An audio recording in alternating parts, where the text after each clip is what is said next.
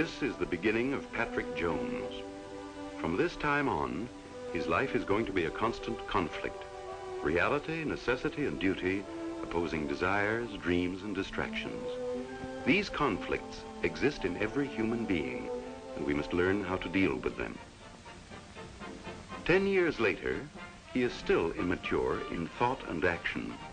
Thinking, acting, Pat Jones, who can raise more hell than any kid on the block. He has plenty of fun. Some of it not exactly in accord with adult ideas of peace and quiet, but all in the routine pattern of boyhood. It makes him feel a little important to heckle his father, not in any spirit of meanness, but because the old man represents authority and discipline. Yes, over the years, Dad has learned that firecracker shooting must be restricted at times. And this is going to hurt Dad more than it does Pat. As Pat grows older, he finds it pleasant to have people make a fuss over him. Like the time when he won first prize in an interscholastic contest. Or when he hurt his knee in the championship football game, and so covered himself with glory that everybody made over and waited on him. He was the 4-star local hero, and he loved it, as who wouldn't? Inside himself, unconsciously, Pat will always carry with him this memory. And Dad was proud as a peacock. He showed the newspaper clippings until they were worn out. This is home, and it's great, friendly and protective. Home means Mom's deep dish apple pie, so good Dad always had 3 pieces. And it's sitting around listening to the radio, playing a little gin rummy with the old man. It's where he can call up Margie whenever he likes, ask her to the movies or to a dance, or just down to the drugstore for a soda. Or if he feels like being alone, he can go up to his own room. There's something mighty comforting about your own room. And he's a man on his own, too, paying his own way, earning his own living. Patrick Jones, junior foreman, holding down a job with a paycheck every Saturday, and a good one for a guy of his age. Patrick R. Jones. Patrick R. Jones.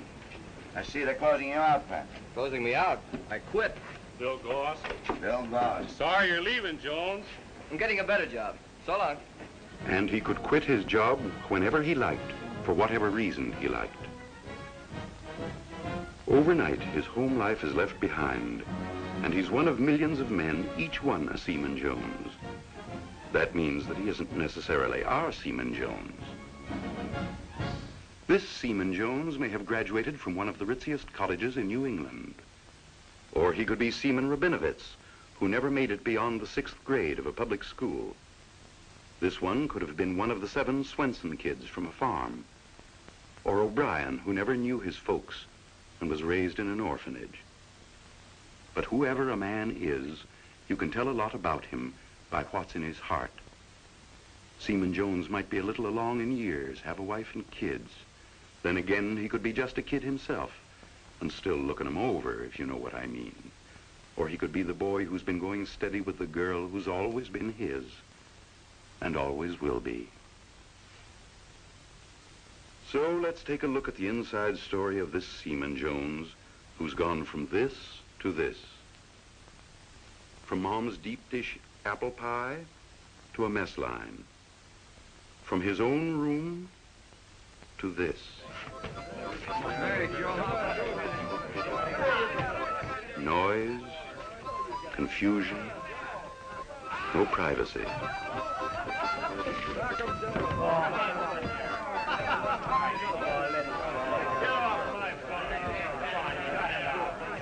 The change is a big one, and he's having a hard time adjusting himself to this new life. Seaman Jones is homesick, unhappy, and disturbed. Lots of things seem to be combining to worry him. He feels that he's being unfairly neglected by his family and his girl. He's had no mail for 4 days now, and it seems as though he's the only one who misses. He's having trouble concentrating on his classwork. Doesn't seem able to follow. And he's the boy who used to win the silver cups in high school. All in all, This is no picnic, says Seaman Jones. He finds himself panicky and lost in a crowd of countless men where everybody looks alike and is treated alike. No glory here like the time he was a football hero. He's really worried about himself. So much so that one night...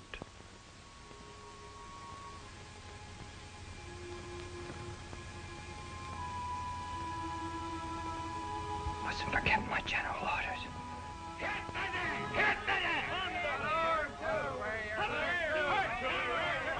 How will I pass inspection? Will I get my liberty this weekend? I'll be going out tomorrow. What if I get my stripes? Exam coming up tomorrow. Gee, I've got the jitters. Am I going nuts?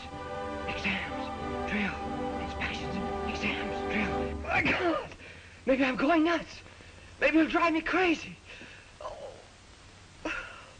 Then, on top of all his other problems, Seaman Jones, who'd always been a gay, friendly guy, who got along with other people, found himself unable to enter into the general easy companionship of the men with whom he was living and working. Instead of joining in, he resented the sometimes loud, rowdy fun in the barracks. And nobody seemed to care how he felt. Well, if all that isn't enough to trouble one guy, all of a sudden, the knee he twisted in that grand and glorious football game went back on him. It really hurt plenty. But at least he can have that taken care of. And a mighty good doctor looks it over with the greatest care. But the doctor can't find anything organically wrong with the knee. Now, the most startling thing about this upset is that Seaman Jones isn't gold bricking. His knee really hurts. And it's not imagination either. He feels the pain. That's how he knows it's there. That's important, and it's frightening, too. Because on top of troubles with studies, nightmares, and loneliness, what can be wrong? He'd better do something about it. He does. The most sensible thing he can possibly do. Goes to the mental health department and sees the psychiatrist.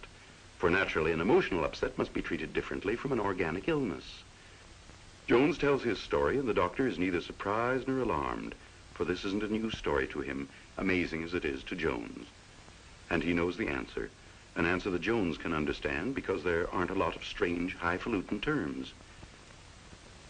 Today, we're making a scientific study of the mind, and we're finding some very encouraging things. Now, this nervous breakdown that you're afraid of, for instance, well, the truth is nobody has a nervous breakdown, ever. They don't? Nerves, our physical nerves, don't break. We do get into mental and emotional moods that make us pretty unhappy. The results of all the difficulties and conflicts that beset us, that we've reacted to, that we've had difficulty in adjusting to.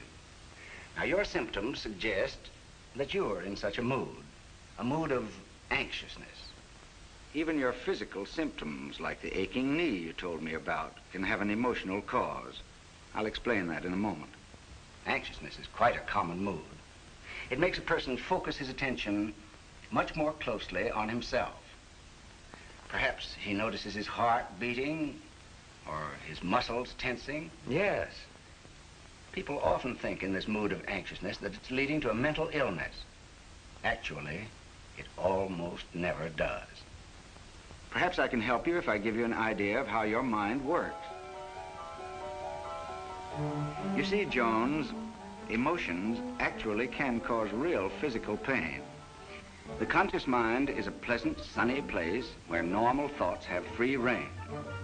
The unconscious mind is dark and mysterious and harbors such thoughts as, I'm lonesome. Nobody pays any attention to me. I wish I were dead. I must be losing my mind. These thoughts are constantly trying to get into the conscious mind to get past the censor who polices the band. It's his job to keep them out. Hey!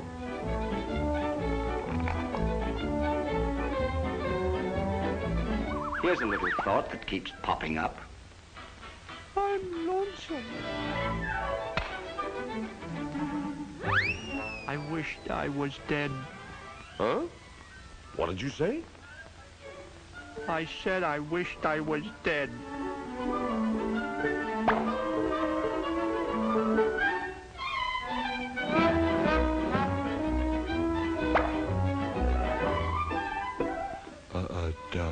I must be stupid. I just can't see things clearly.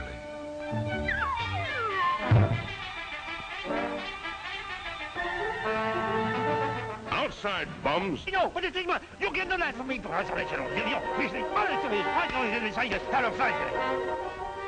I'm my own worst enemy. I see you, Stop picking on me! Someone's always picking on me! Nobody pays any attention to me.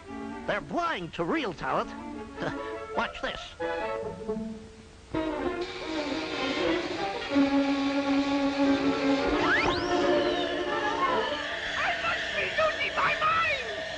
Holy cats, I must be losing mine. Get there, you. Don't ever turn it on again. Come back here. Now. Censored out of the conscious mind, these self-pitying thoughts tumble into the lap of old unconscious mind, the dormant parent of all your emotions, and arouse him with their clamor. They goad him to find another way for them to assert themselves on your conscious mind. So this brute, who never forgets anything that ever happened to you, remembers a certain incident.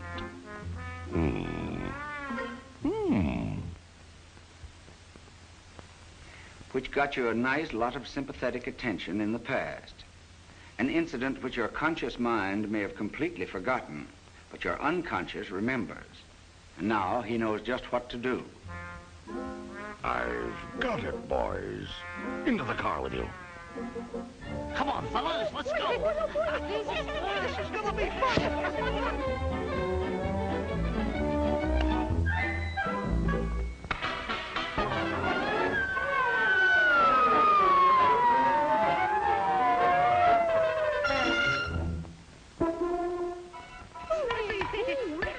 Why didn't we think of this before? I got some attention now. This will really make it hurt.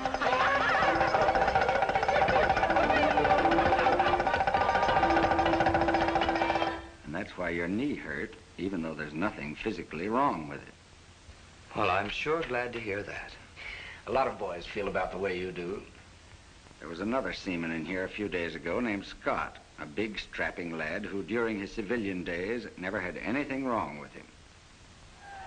He won Golden Glove tournaments and was a very pretty fighter indeed.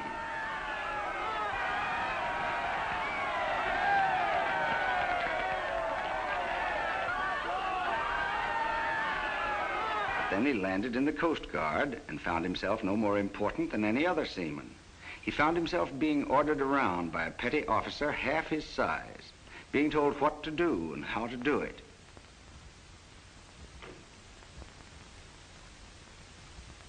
Having his hat straightened for him, and even having the lint dusted off his clothes. He, a champion, in his own right.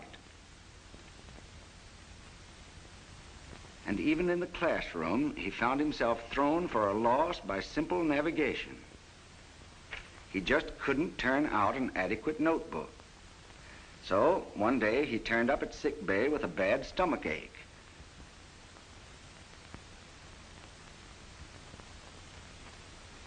The physical exam, x-ray, and laboratory studies proved there was nothing physically wrong, so he was sent to the psychiatrist. What went on in his mind was something like this. He had a lot of self-pitying thoughts running around in his mind for all his toughness. And of course, he wouldn't let his conscious mind think them.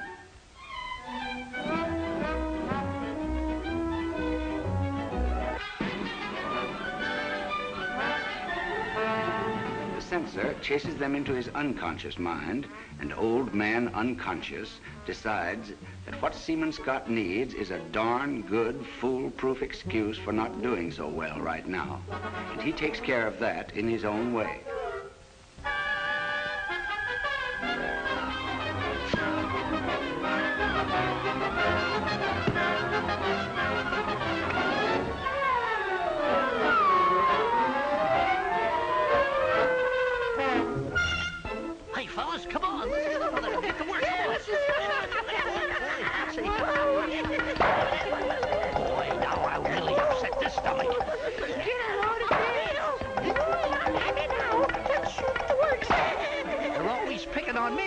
Now it's my turn to do the picking.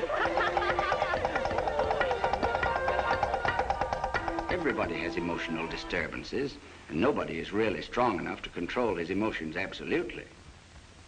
I have some notes here that I'll give you. Look them over. They may clear up some of the things that have been bothering you. Thank you, sir. So Seaman Jones did study the notes and found them even more helpful than he'd hoped. They were interesting, understandable, and they made sense.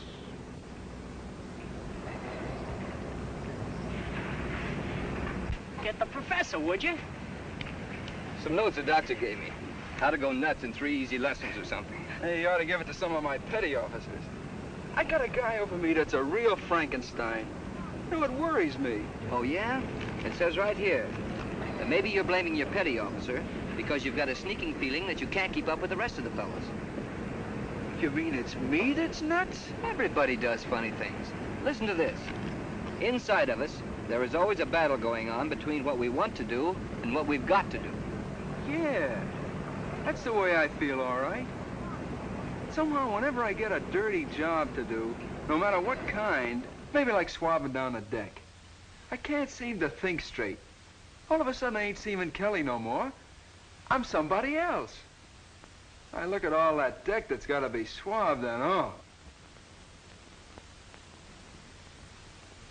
And his mind is a million miles away as he dreams himself into an out-of-the-world hero. This time as a spy in Hirohito's palace.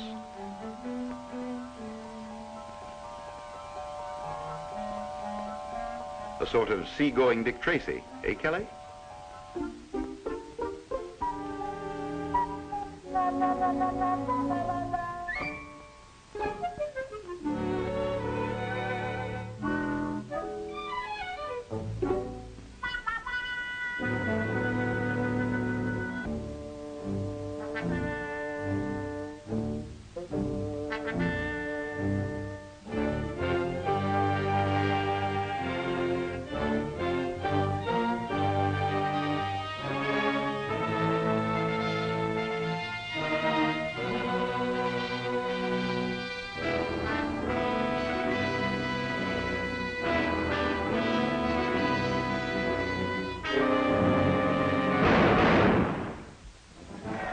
Of course, there has to be a reward for a daring deed like that.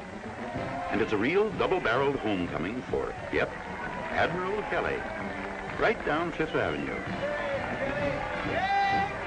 Come on, Kelly! And this is so real, he can hear the crowd yelling his name. Kelly! Kelly! Kelly! Get to work. Yeah, sure.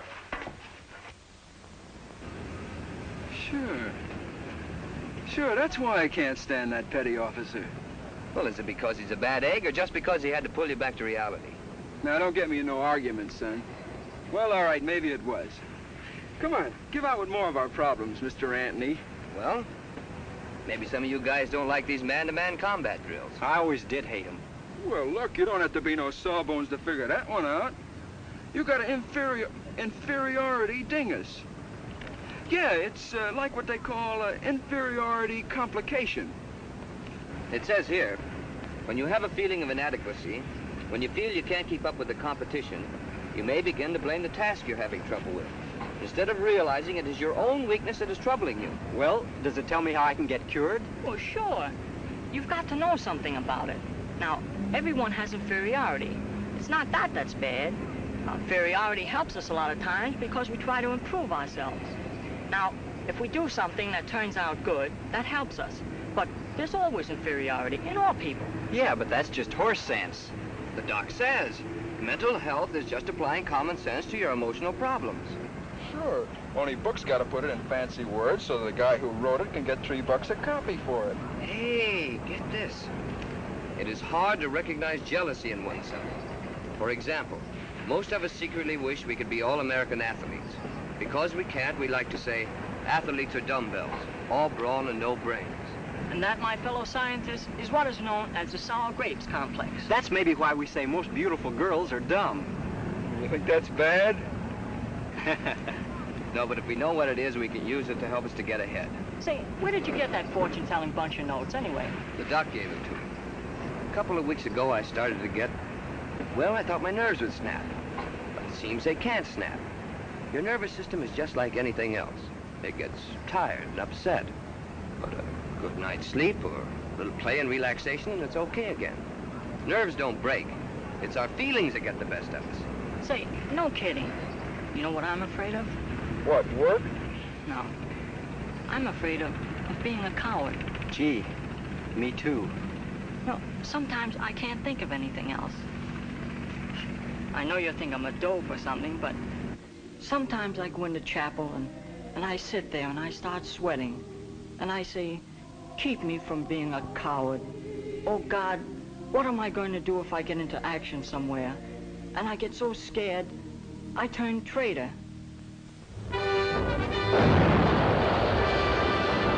That's a natural, terrible fear. The fear of doing this, running away. A fear we all have. Yet it's a normal fear, for it's deep-rooted in every animal. We call it the instinct of self-preservation. Animals react to it instinctively in order to protect themselves. So we know that we may be afraid, but fear and cowardice are not the same. In fact, fear is an emotion which has always protected us. For example, here's an American submarine cruising quietly. Suddenly, an enemy bomb crashes through it. It doesn't explode, but it's live, and it can any second, and it's jammed in an almost inaccessible place below. Only this skinny boy can get at it.